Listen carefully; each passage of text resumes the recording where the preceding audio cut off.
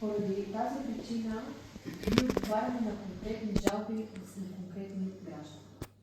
Тогава какво прави омбудсмана? Омбудсмана отново пише на институциите, за да може да се направи съответната проверка и да видим дали, например, не можем да отпустим на някои граждани някоя форма откат.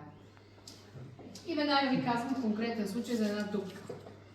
В Благоевград един човек към 1 часа така през нощта си пътува, попада в дупка, чупи си колата. Слушам те. Имам един въпрос. Казвай. Можете ли да си грижите за децата с увреждания? Точно така, те също имат даже допълнителни права. Всяко дете с увреждане има право на ресурсен учител. Да. И учител, който директно да се с него конкретно да се грижи. Да. Имам, да, и тогава, и не често, но все пак имам жалби от родители и от деца, за които няма такъв ресурсен учител. И моята работа е да направя всичко възможно институциите да осигурят такъв учител на това дете. Разбира се, толкова доколкото е възможно. Но нека да продължа за дупката. Знаете ли какво стана в тази дупка? Освен, че идва КАТ, за да може да му направят протокол, да си поискат от застрахователя застраховката, касаджията решава, че ще му наложи и глоба, не знам си кой член от не знам си кой закон, защото не е съобразил скоростта с нощното време и с пътната обстановка. И 200 лева глоба. Човека се оплака на омбудсмана, писахме препоръки и до КАТ в Благоевград, и до АПИ. Слава Богу, в резултат на това цялото нещо, катаджиите решиха да му вдигнат глобата.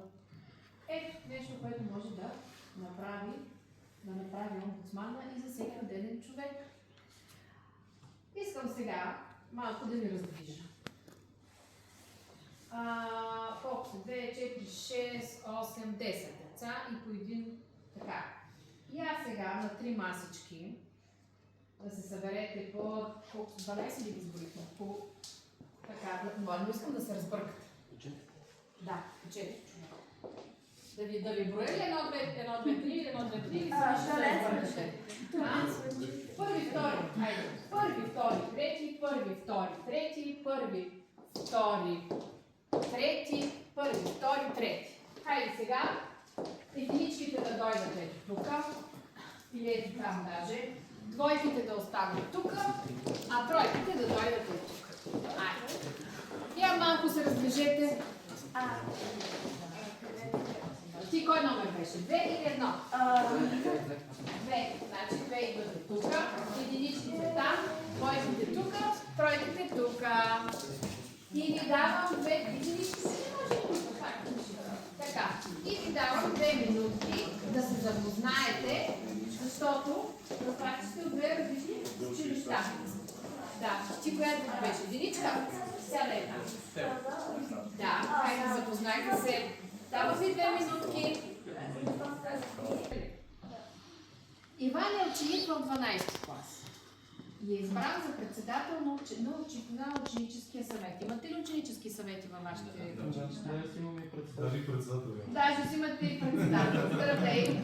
Така, в училището предстои да се въведе нова система за оценяване на дисциплината на учениците, която включва наказателни точки, автоматично намаляване на поведението на учениците, след като паднат под този брой точки.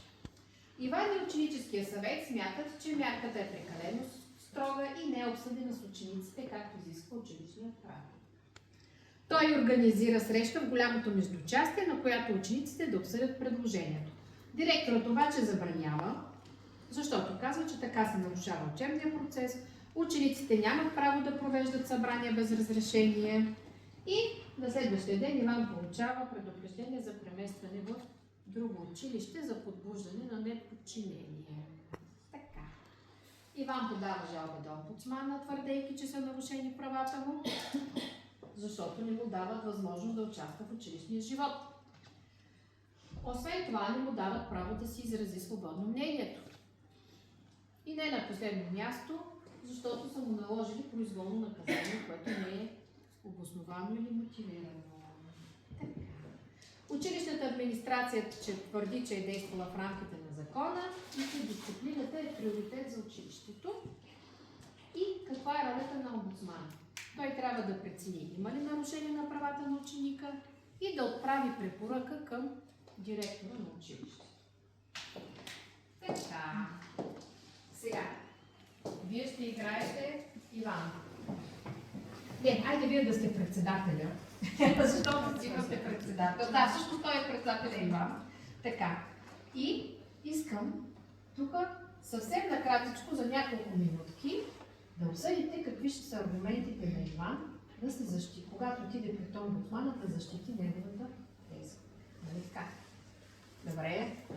Вие тогава сте директорите тук. Директорите, училищната администрация. Вашата задача съответно е да играете ролята на администрация и да мотивирате пък защо директорката отказва участие на учениците в взимането на това решение, защо налага наказание на Иван. Вие сте омбудсман. Така, досетите се. Вие трябва да прецените кой е крив, кой е прав. И сега, като ви казвах какво може да направи омбудсмана, евентуално да дадете препоръки на директора. Колко минутки да ви дам? 10-15 минутки. Аз ще седна до всеки един от вас, за да помагам. Имате ли нужда от химикалчета и нещо за писане? На отбор, кой е на химикалчета? Да, айде да бели листа и химикалчета. Айде, аз ще седна при Иван.